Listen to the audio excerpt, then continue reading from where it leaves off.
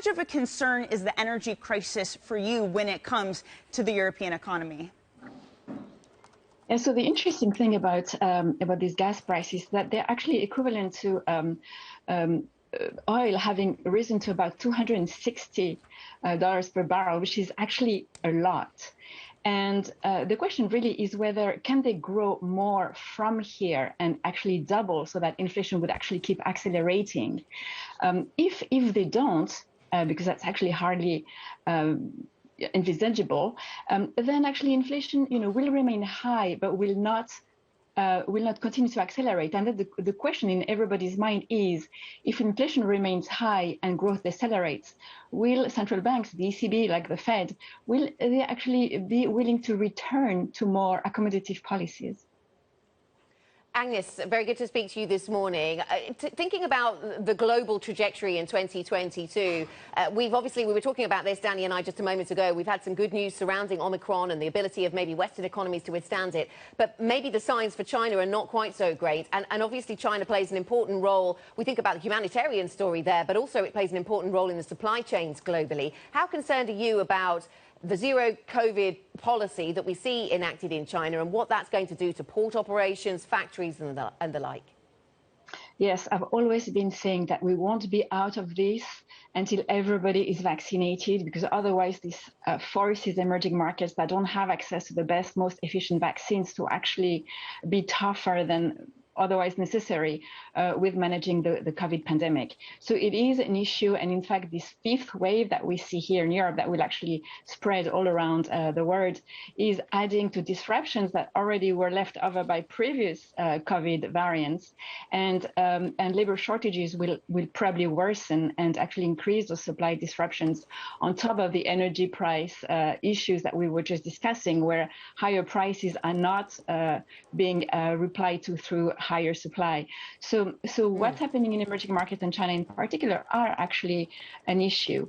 But one has to hope, though, that little by little the spread of the variant will create some type of immunity, and governments will, over the course of the next year, be able to release their very tough COVID management policies. And yes, I wanted to ask you about credit markets, because I've spoken to two guests this morning with slightly different views. One said that there are no opportunities in corporate credit. It's all been nationalised, so much government and central bank involvement here. Another said, actually, there are opportunities in corporate credit if you step away from maybe the bigger names. What is your attitude towards, or your investment thesis around credit as we head into 2022? Okay, so I have a little bit of a different story about where we are right now and what's happening, and I think this will allow me to respond to your question. And the idea is that we are not in the regular stage of the business cycle, and where we are at is actually amplified by very unusual ingredients like high savings buffers, as well as actually very little demand for credit, because firms like households are cash rich. In fact, in the US, firms have been deleveraging since March. The credit growth actually been negative on average 10% for the past 10 months. And in the euro area, the corporate credit growth is actually null, and consumers are only borrowing to buy a house.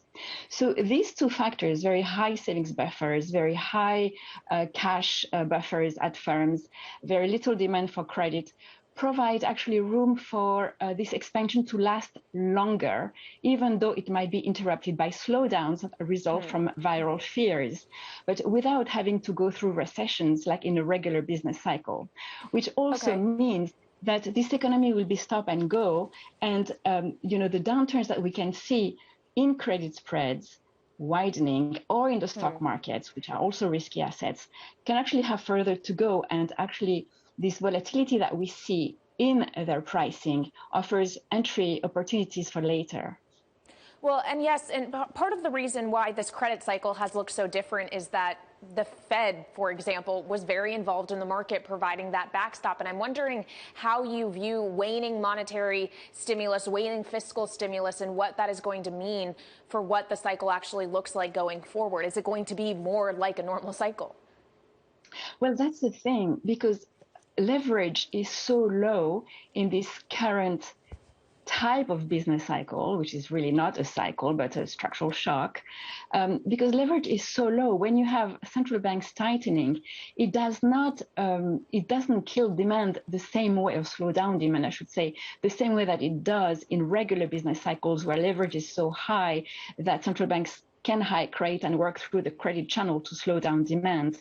This does not work like that this time. It will probably work through financial markets, not feeling very good about it, as well as morale or sentiment or confidence that central banks might be withdrawing support. But if you look at what central banks have announced, the key word is optionality.